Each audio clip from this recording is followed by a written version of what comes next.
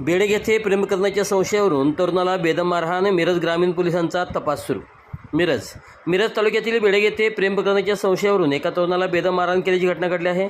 या प्रकारामुळे परिसरात खळबळ उडाली आहे. जखमी तरुणाचे नाव दिलीप बाबूराव शेंगणे, वय वर्ष 39 असे असून त्याच्यावर मिरज येथील शासकीय रुग्णालयात उपचार सुरू आहेत. मिळालेल्या माहितीनुसार गावातील एका तरुणीसोबत संबंध असल्याच्या संशयातून काही तरुणांनी दिलीप शेंगणे यांच्यावर हल्ला केला. ही घटना शुक्रवारी सायंकाळी सुमारे 7 वाजण्याच्या सुमारास बेडग येथील एसटी स्टँड परिसरात घडली. दिलीप शेंगणे हे घरी जात असताना अचानक काही युवकांनी त्यांना अडवून पाईपने बेदम मारहाण केली. या मारहाणीत त्यांच्या अंगावर गंभीर जखमा झाल्या असून पायाला दुखापत झाल्याची माहिती आहे. घटनेनंतर जखमी अवस्थेत त्यांना तातडीने रुग्णालयात दाखल करण्यात आले.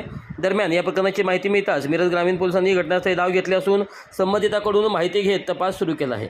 या घटनेमुळे गावात तणावाचे वातावरण निर्माण झाले असून दोषीवर कडक कारवाई करण्याची मागणी नागरिकांकडून होत आहे.